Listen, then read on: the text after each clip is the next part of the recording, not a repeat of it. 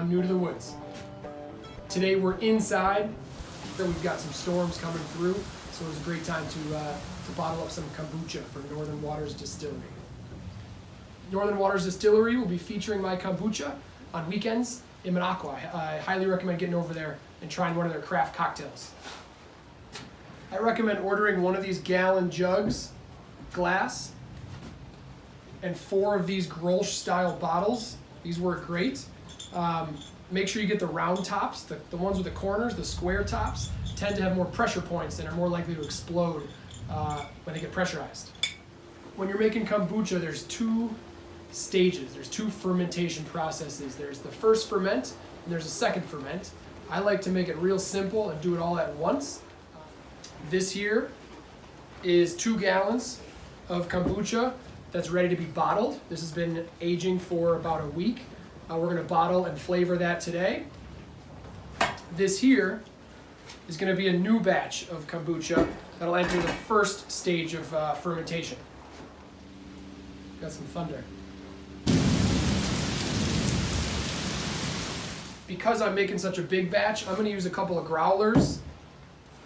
For the first stage, all you need is 1 cup of sugar, 1 gallon of tea, and a starter. 1 cup of starter. I like to use 6 to 8 tea bags for my base per gallon. I use Lipton green tea and Twinings pure black tea. When you're picking your tea, make sure it's 100% green or 100% black bags. We can't have any oil, Earl Grey, that'll kill your SCOBY starter. It won't work. I really like to use Lipton because those tea bags are compostable. I throw them in my compost pit and they turn soil eventually. The first thing you do is brew a gallon of strong tea with 1 cup of sugar. Make sure you save some water. Don't brew the entire gallon. Save some water to cool down the pot. You don't want to pour hot tea right into the glass. It'll either break the glass and or kill your SCOBY if it's still hot. So save some water to add to your tea to let it cool down before adding your starter and your SCOBY. I've been using a lot of green tea lately because I'm making summer batches. You can see it's a little bit brighter, but black tea works great as well. Black tea has a little bit more caffeine in it.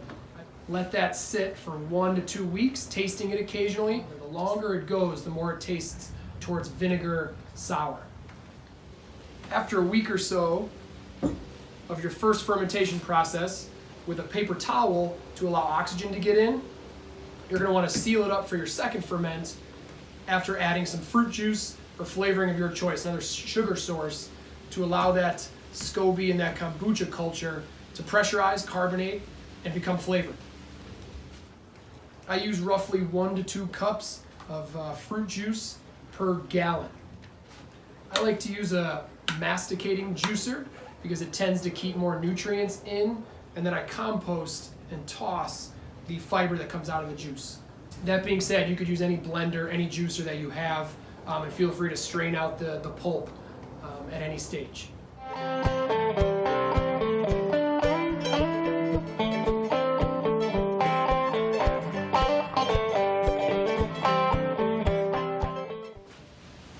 I recommend tasting your juice because that's pretty much what your kombucha will taste like. Mine's money. So what I'm doing now is pouring my first ferment into its bottling for the second ferment.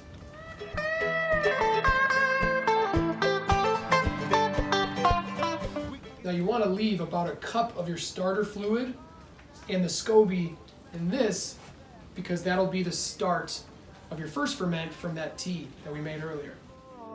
Cadillac, but the 92 Buick is the best love shack. I can drive it like a rocket, we can go to the moon. Oh, crush a case of Busch Light at the local saloon. Oh, baby, baby, baby, would you?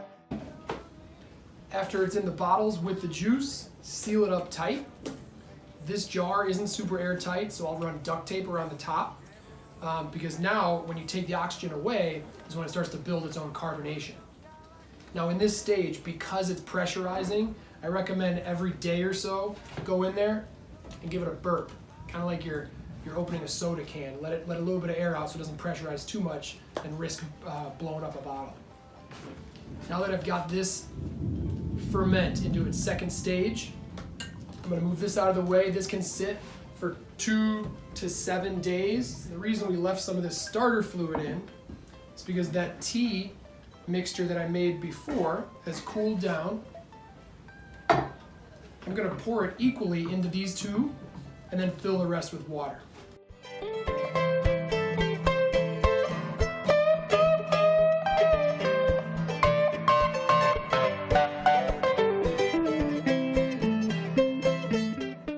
After you fill that to the brim with water, cover it with a paper towel or a cheesecloth, run a rubber band over it, and let this sit like this in a cool, dark place for about a week, sometimes up to 2, tasting it once in a while.